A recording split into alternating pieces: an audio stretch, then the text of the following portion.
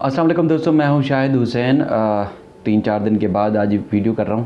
अब वो इसलिए कि कराची वाले तकरीबन डूबे हुए थे और एक तो पब्लिक को रिपोर्ट करना था टीवी चैनल्स के लिए, और उसके बाद क्योंकि हम खुद भी पूरे कराची वाले ही इस मामले के लिए मुतासरीन में शुमार होते हैं, तो उन मुतासरीन में मैं भी था। क्योंकि पूरे इलाके में, पूरे शहर में जिस तरह पानी था, तो इसी तरह हमारे फेडरल बी एरिया के इलाकों में भी पानी भर गया था बारिश का, और बेशुमार मसाइल थे। तो मुसलसल रिपोर्ट करते रहे हम, हुकाम बाला को आगाह करते रहे, तो इसलिए मसरूफ़ था, वीडियो नहीं बना सका। मैं कराची की जो ये तीसरा स्पेला है उस हवाले से आज आपको रिपोर्ट करना चाहता हूँ कि जिस तरह जुल्म और ज़्यादती हो रही है कराची वालों के साथ, उसकी कहीं मिसाल नहीं मिलती। हर दौर में हर अवामी नुमाइंदे या सियासतदान से या एमक्यूएम से या मुख्तलिफ़ जमातों से आप सुनते हैं होंगे, लेकिन जेनुइनली कराची के साथ बहुत बड़ी ज़्यादती हो रही है।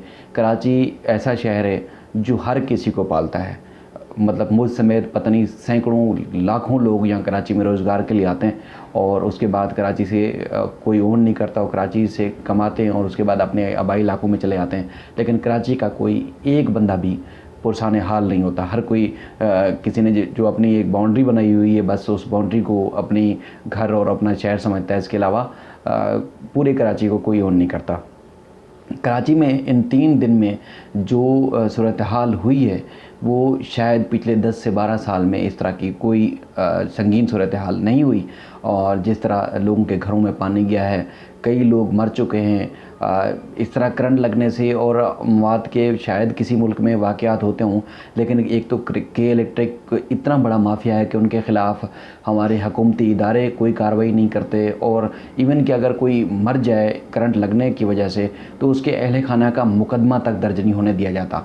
इतना इन्फ्लुएंस है और इतना दबाव होता है, और आपको 22A की दरख्वास्त लगानी पड़ती है। उसके बाद आप सालों के या महीनों के चक्कर लगाने पड़ते हैं अदालतों में किसी एक के इलेक्ट्रिक की इंतज़ामिया के ख़िलाफ़ मुकदमा दर्ज कराने के लिए।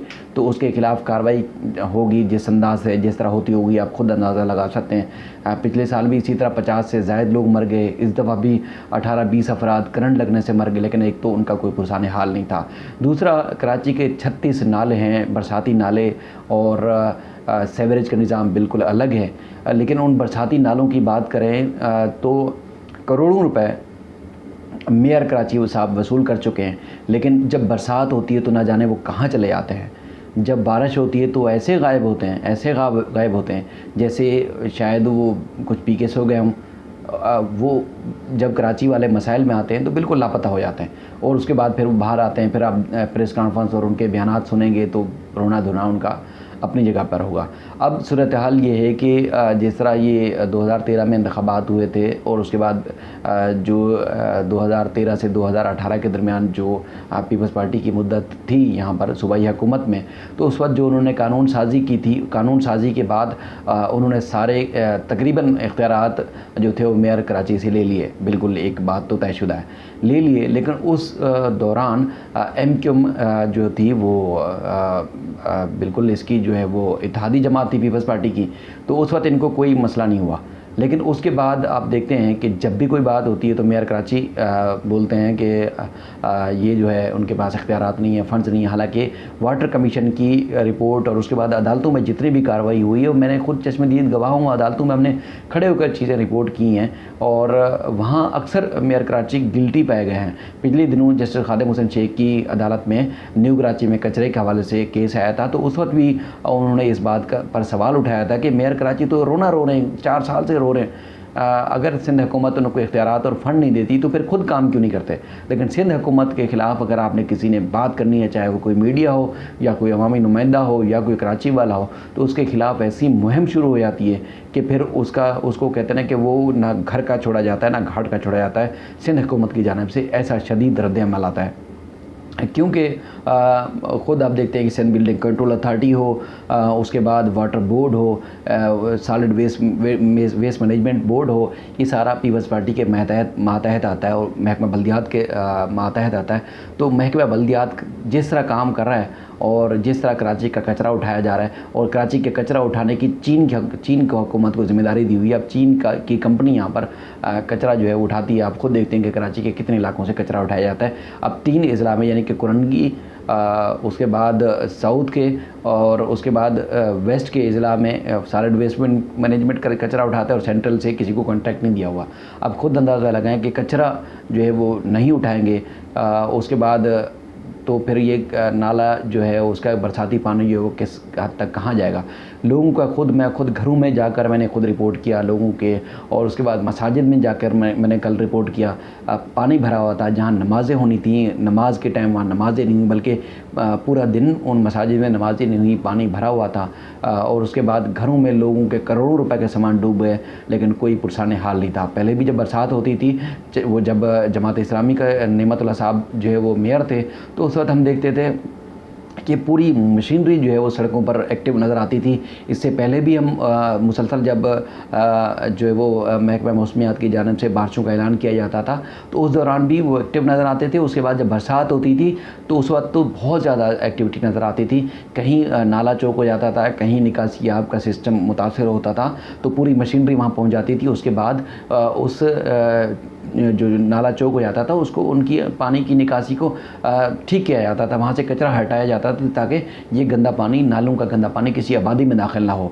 लेकिन इस दौरान मतलब हमने देखा मुसलसल मीडिया रिपोर्ट कर रहा था, चीखता रहा, चिल्लाता रहा, लेकिन कोई एक अवामी नुमाइंदा, वज़ीर बल्दियात हो, मेयर कराची हो या उसके अलावा चेयरमैन हो, कोई एक आदमी जो है वो किसी सड़क पर आपको काम करता हुआ नज़र नहीं आया।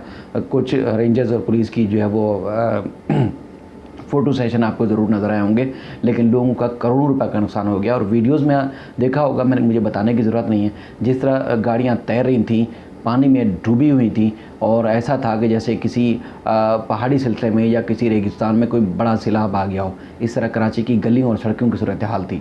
और औरंगी टाउन का तो बहुत ही बुरा हाल है। इस तरह सब, लेकिन new Karachi, Surjani town, federal B area, north Nazimabad, Hyderi के इलाके, बफर जोन, और उसके साथ साथ जो वेस्ट के बल्दिया और औरंगी टाउन, अलीगढ़ सोसाइटी, ये सारे जो है इलाके डूब गए थे और मुकम्मल तौर पर डूब गए थे।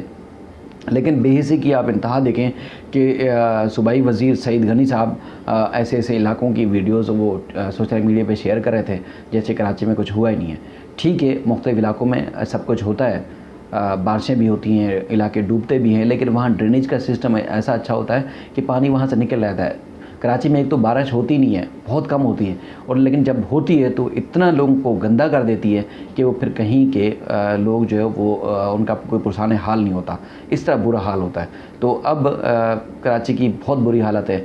आज भी हम देख रहे थे, कल भी हम पूरा दिन देखते रहे, परसों भी मुसलसल देखते रहे, लोग तंग आके रो रहे थे, ख़वातीन और बच्चे चिल्ला रहे थे, लोग, बुरा हाल था। मेरे पास अल्फाज नहीं है मैं आपके सामने बयान कर सकूं कि कोई पुरसान हाल नहीं था लोगों का। और गुजरनाल से तो मैं मुसलसल रिपोर्ट करता रहा, मुसलसल बताता रहा, घरों में, गलियों में, ऐसी गुंजान आबाद इलाकों में जाकर मैंने रिपोर्ट किया कि शायद वहाँ कोई और मीडिया जा पाता, लेकिन वहाँ पर भी मैंने देखा कि बहुत बुरा हाल था। अदालती अहकामात की रोशनी में कोई काम नहीं कर रहे, चाहे वो सूबाई हुकूमत हो, मेयर कराची हो, या डीएमसी के जो सूबाई जो डीएमसीज़ के चेयरमैन हैं, कोई काम नहीं कर रहा था, किसी किस्म की कोई एक्टिविटी नज़र नहीं आई। और अब भी गंदगी और गलाजत जो है वो गलियों में, जो नालों का पानी गलियों में आ गया था, अब भी पड़ा हुआ है और कोई पुरसान हाल उसका नहीं है। अब एक तो ये है कि इस हवाले से अगर शायद कोई ज़िंदा या किसी को शऊर होती तो इनको अदालतों में जाकर सिंध हुकूमत के ख़िलाफ़ दरख्वास्तें दायर करनी चाहिए थी और ये सारे सबूत अदालतों में रखने चाहिए थे और इन सारी पूरी काबीना को नाअहल करार दिया जाना चाहिए था। क्योंकि चाहे वो कोई कंटोनमेंट बोर्ड का इलाका था, चाहे वो सूबाई हुकूमत का इलाका है, चाहे जितने भी इलाके हैं मुख्तलिफ, किसी एक ने भी काम नहीं किया। अब हम रोना रोते हैं अक्सर मेयर कराची या बल्दियात का, तो कंटोनमेंट के कितने इलाके हैं। अब शारा फैसल पे 17 कंटोनमेंट के इदारे हैं जो शारा फैसल पे उनकी हदूद पड़ती है, लेकिन वहाँ से टैक्स भी वसूल किया जाता है, वहाँ से सारी चीज़ें वसूल की जाती हैं, लेकिन वहाँ के लोगों के लिए जो है वो कोई काम नहीं किया जाता। जिस तरह शहर का बुरा हाल बल्दियाती इदारों ने किया हुआ है, वही बुरा हाल कंटोनमेंट के इलाकों में भी है। तो ये हमें चीख चीख के बोलना पड़ेगा, चीख चीख के लोगों को बताना पड़ेगा कि जिस तरह सूबाई हुकूमत ने, मेयर कराची ने बुरा हाल किया, इसी तरह कंटोनमेंट के जो नुमाइंदे हैं, जो हुकाम हैं, जिनकी ज़िम्मेदारी है इंतज़ामिया, वो भी कोई काम नहीं करती। शारा फैसल पे भी लोग डूबे हुए थे, इस बारिश में किसी ने कोई कार्रवाई नहीं की। कंटोनमेंट के इलाकों में भी कोई काम करता हुआ, कोई पानी निकालता हुआ नज़र नहीं आया। तो ये सोचना पड़ेगा।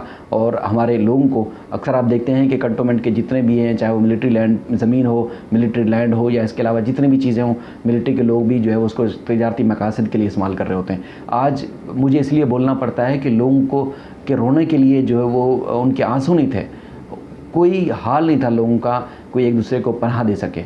तो हम इस तरह दीगर इलाकों के दीगर इदारों के ख़िलाफ़ अगर बात कर सकते हैं तो कंटोनमेंट के जो हुकाम हैं, मिलिट्री के जो इदारे हैं, उनको भी हमें बोलना पड़ेगा और कहना पड़ेगा कि आप भी जो आपके मातहती इलाके हैं, आप वहाँ पर भी काम करें।